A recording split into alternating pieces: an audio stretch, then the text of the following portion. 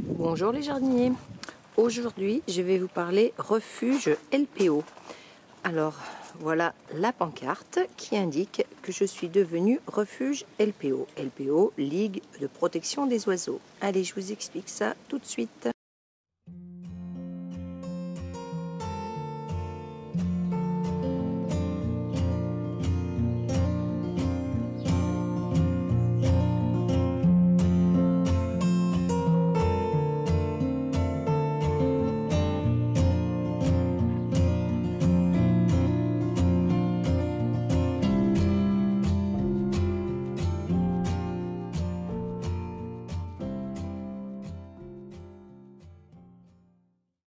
Comme je vous le disais en introduction, je suis refuge LPO depuis quelques mois. Donc pour être refuge LPO, suffit de posséder un balcon, une terrasse ou un petit jardin, ou un grand évidemment, et de payer une cotisation de 35 € au départ.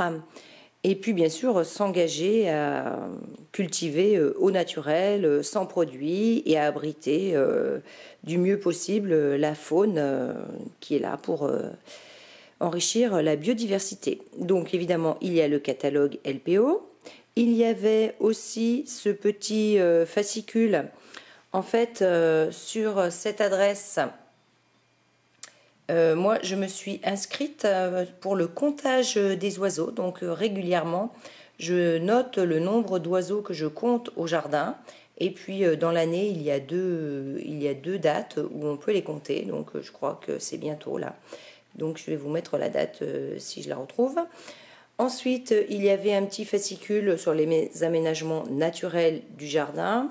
Et puis, dans les conditions aussi, pour être refuge, il faut que ce soit sans chasse.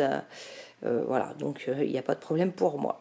Donc voilà, on avait ces petits fascicules. Et puis, bien sûr, un nichoir. Donc, vous le verrez dans la visite juste après. Je vous emmène donc à la découverte des mangeoires et nichoirs du jardin. Donc on commence par la mangeoire rouge-gorge. Je l'aime bien, celle-là c'est une véritable œuvre d'art. Alors ça se passe là derrière la maison pour l'instant. Donc ici, eh bien, il y a la mangeoire mandarine. Et puis là, juste à côté, une mangeoire avec un fond de bouteille. Donc la mangeoire mandarine que vous devez reconnaître. Ensuite, là, j'avais fait une installation pour que les oiseaux viennent manger les graines d'échinacée. Bon, ça marche pas trop pour l'instant. Là, sur un piquet, j'ai un petit plat où je dépose mes graines de tournesol. Et il y avait même mes têtes de tournesol au départ. Et puis là, j'ai encore une autre mangeoire qui paraît vide d'ailleurs. Il faudra que je remette des graines. J'ai aussi cette mangeoire que je mets sur la fenêtre de la salle à manger. Donc c'est la mangeoire pareil rouge-gorge. Donc là ils m'en mettent de partout sur la fenêtre. Et puis donc juste derrière, petit tour sur le jardin. Et juste derrière, évidemment, celle-là vous la connaissez. C'est la mangeoire à cabane, celle où j'ai réalisé pas mal de photos ou vidéos. Et puis il y en a encore une petite au pied ici. Au niveau mangeoire, j'ai aussi celle-ci qui est au pied de la piscine. Donc celle-ci, pareil, une fabrication artisanale dans laquelle je mets des graines de tournesol avec un petit oiseau en haut. J'ai aussi ce petit nichoir que j'ai fabriqué à base d'une boîte toute simple que j'ai décorée. Mais je l'ai déjà mise l'année dernière et pour l'instant, il n'y a pas eu de visiteurs. On va passer sous l'arche du kiwi pour voir le nichoir qui était livré dans ce coffret LPO. Donc c'est là derrière qu'il est installé. Donc le voici. Donc c'est un nichoir pour les mésanges bleus, les mésanges nonnettes, mais pas les mésanges charbonnières parce que le trou d'envol est un peu plus petit. Voilà, donc ce qu'il y avait dans le colis. Voilà un autre type de nichoir que j'ai mis à l'intérieur d'un arbre, mais celui-là n'a encore jamais été habité non plus. Voilà, c'est un arbuste qui est à l'entrée. Par contre,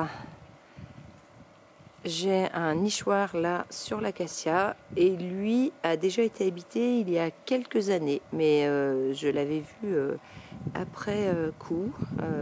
Il y avait un nid, mais je n'ai jamais vu les petits oiseaux.